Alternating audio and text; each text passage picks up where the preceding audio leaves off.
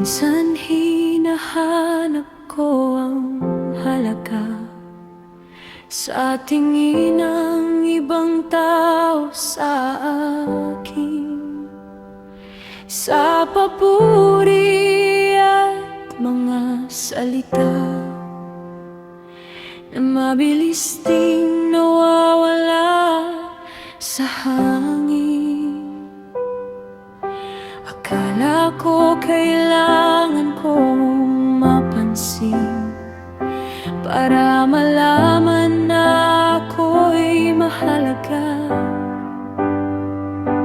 Ngunit bago pa ako nakita ng mundo, nakilala mo na ako, Ama. Hindi ako sinusukat sa opinyon ng sino man. Ang pagkatao ko ay nakaugat sa pag-ibig mong walang hanggan. Ang halaga ko ay kay Kristo, hindi sa mata ng mundo, hindi sa dami ng pumapansin o sa dami ng humahanga sa akin. Ako'y minahal mo na noon pa, bago pa man ako makilala. Ang puso ko ay iyong binili, at ako'y anak mo magpakailanman.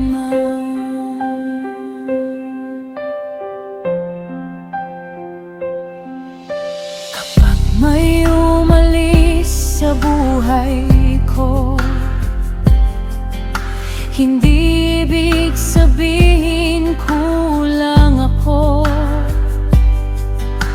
Kapag may hindi pumili sa akin, hindi nababawasan ang halaga ko.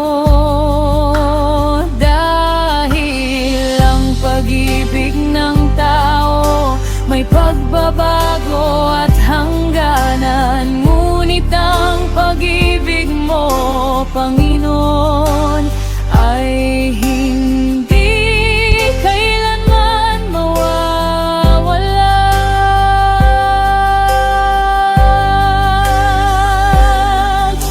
Turuan mo akong makita ang sarili ko ayon sa iyong mata, hindi ayon sa pamantayan ng mundo, kundi ayon sa katotohanan mo.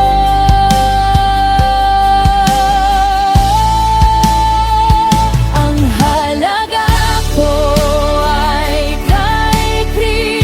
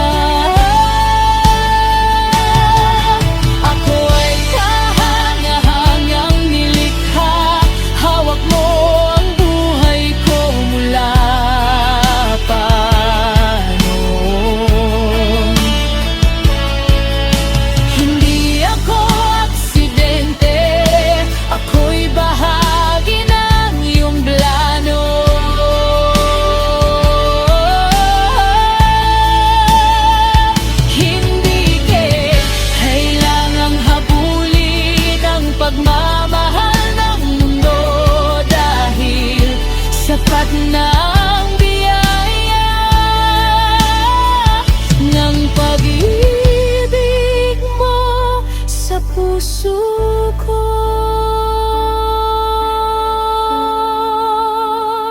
Ang halaga ko kay Kristo,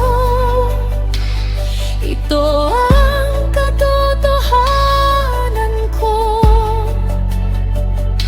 Kapag ako'y nakalimit na ng iba, hindi mo ako iniwan, Panginoon. Ang tunay kong kagandahan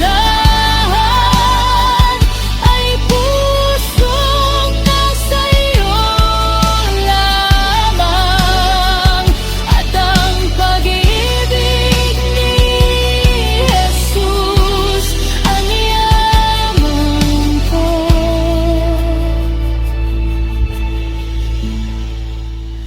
Magpakailanman.